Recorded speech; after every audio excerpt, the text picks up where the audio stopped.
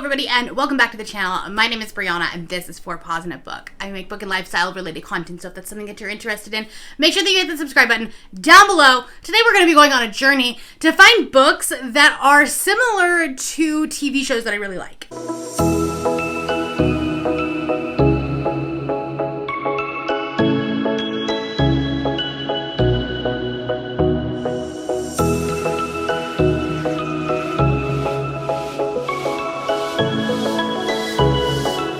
I don't know if it is the ADHD in me or the person that has anxiety, or I don't know. I love finding new books and new stories, but when it comes to TV shows, I don't like watching new shows.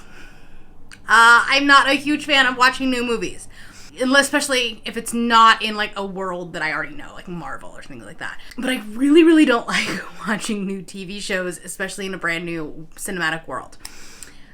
So I tend to rewatch a lot of my favorite books. And so today I'm going to be trying to find books that have similar premises to the shows that I really like, in hopes of trying to find new stories that I really love and appreciate. So today I'm going to be taking you on this journey. I didn't vlog it, so we're just going to kind of talk through the process of the shows that I really like and the books that I thought would work for them, and whether or not they did, whether or not they held up to the show's level of my love and appreciation for them. So the first one that we're going to talk about is Ghost. This is a show on CBS, and we've been watching it on Hulu. We watched the entire first season. I feel like in one weekend. I mean, they're pretty short episodes.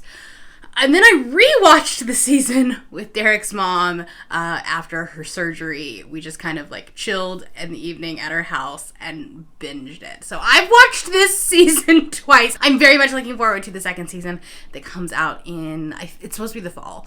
So we'll see. So the book that I picked for this is actually the book that sparked this entire video idea. Honestly, because I was sent the premise of this from the publisher, and they asked me to read and review it and do a video on it. And so that's what we're doing today. And that is The Dead Romantics by Ashley Poston. Ashley Poston is a YA author. She's the one that wrote Geekerella and Beauty and the Book, not Beauty and the Book, the Beauty and the Beast, Geekerella type, I can't remember the series. Bookish and the Beast. That's the one. Anyways, that whole universe. And so this is her adult debut. And this book is about a woman who is the daughter of a funeral home director, and she can see ghosts. She has been able to see ghosts since she was a kid. She actually solved a kid's murder, or helped solve a murder when she was a kid because she was able to see the ghost, and she kind of was like, hey, I think it might have been like this. She's actually a ghostwriter for a very famous romance author, kind of think like Nora Roberts type person, and she is on a deadline to get her next book written. Her editor is kind of breathing down her throat, saying no, we need this book by tomorrow. And the problem is that she doesn't think that love exists anymore, and so she's having a really hard time writing romance. She had told her ex-boyfriend, who is also an author, about her being able to see ghosts and things like that, and he took it and ran with it and made a story out of it and made a book out of it and then dumped her. So at this point in time, she does not believe in love. Right about the same time that all of that happens, her dad actually passes away, and she has to go back home to her dad, and to her family, and help out with her dad's funeral. When she gets there, she meets a ghost who is the editor that was just breathing down her throat. And so there is this interesting romance between her and this ghost. And I think it was done well. I really enjoyed it. I had a lot of fun with it. I gave it 3.5 stars, so it wasn't a perfect book. It's definitely a case of a YA author trying to move into the adult space, which is really hard to do, and I've talked about that in previous videos before. Overall, I thought it was really good and it was really fun. It really dealt with some heavy topics, especially about family loss and death and things like that. I also really appreciated the whole funeral director thing. Fun fact about me that most people don't know is that when I was in college, I actually lived above a funeral home. So this was kind of interestingly nostalgic. I appreciated that. As far as it being similar to Ghost, I mean, in a way it was, because, like, she's a woman who can see ghosts, and she gets to talk to ghosts, and there was this scene where she was, like, playing cards with her family, and her ghost boyfriend was, like, helping her by being like, oh, no, you don't want to play that card, because so-and-so has this, like, this other card. So, like, in that sense, it kind of reminded me of, like, the D&D game that they played on Ghost, so that was a lot of fun. However, Ghost is more of, like, a family drama and, like, not a romance, whereas this book was primarily a romance. So it definitely had its similarities. I think the vibes were really similar. The storyline, though, was obviously not. The second show that I was on the lookout for a book that was similar is Lucifer. This is a Netflix show. I'm not sure if it's always been on Netflix, but the most recent season was on Netflix, and that's how it ended.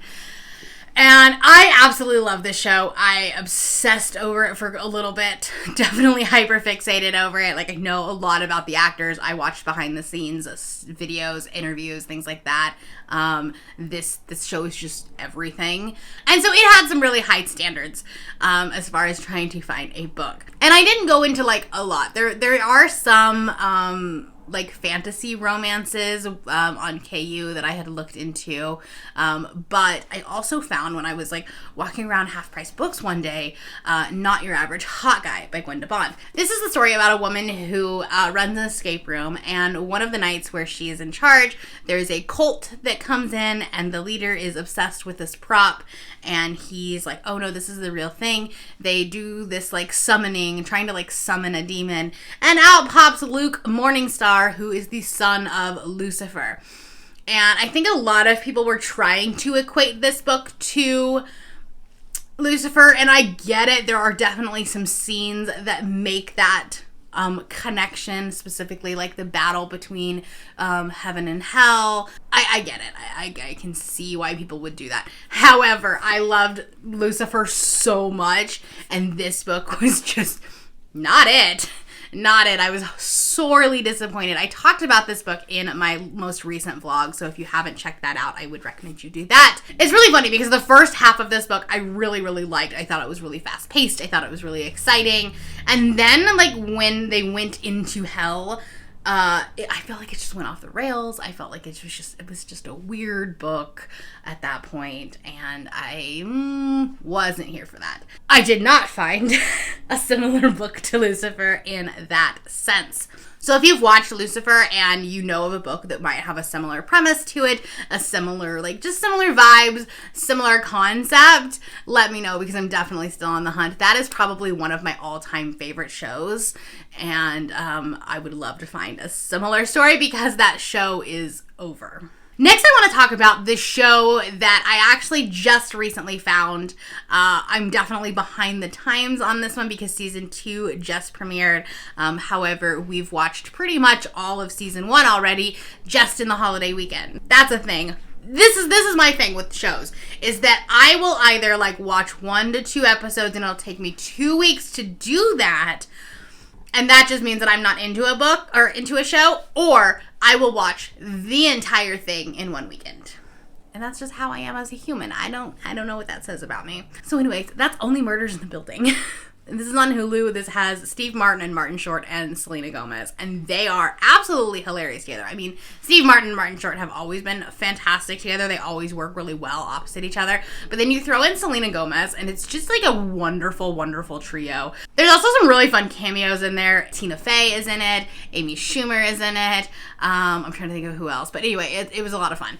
I love this show. This is my new obsession, I think, right now. For this show, I'm going to talk about 2 different books. One, because I'm still reading one of them, so I don't know that it fits quite the same. And the other one is just a recommendation that I read previously. So the book that I want to talk about is Finley Donovan is Killing It by El Cosimano.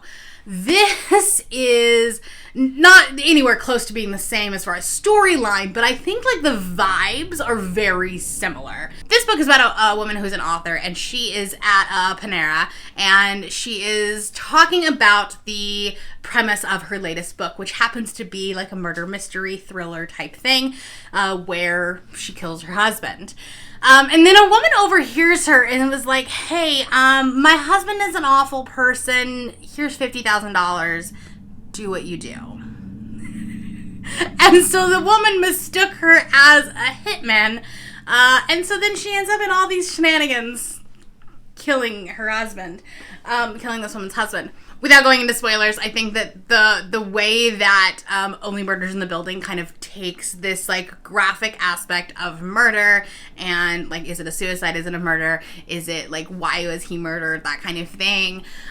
Just with, like, this, like, lighthearted humor that Martin Short and Steve Martin do so well. I feel like this book kind of has that same vibe and theme to it. Obviously, we're dealing with murder. We're dealing with this woman who accidentally became a hitman. But it's funny, it's lighthearted, it's not taking itself really seriously. Those are the vibes and the themes, and I'm really loving that book, so I'm hoping that we keep that up. Now, if we wanted to think about more of, like, the enclosed type thriller where, like, everything is happening in an apartment building, and, like, we're trying to figure out who the suspect is, and it's all, like, it has to be one of these people. If you like that part of Only Murders in the Building, I would suggest reading Lock Every Door by Riley Sager. This is about a woman who ends up, like, house sitting for this apartment. She gets paid a lot of money to do so, but she can't leave the apartment, and she can't let anyone into the apartment. And then people in the apartment start disappearing. So then she starts investigating, trying to figure out where these people went. The reason why I immediately thought of this book is there's, like, a secret elevator in one of the apartments in this book. And in that one, in Only Murders in the Building, there is a character that has a secret elevator. So that's why I was like, oh, it's Lock Every Door.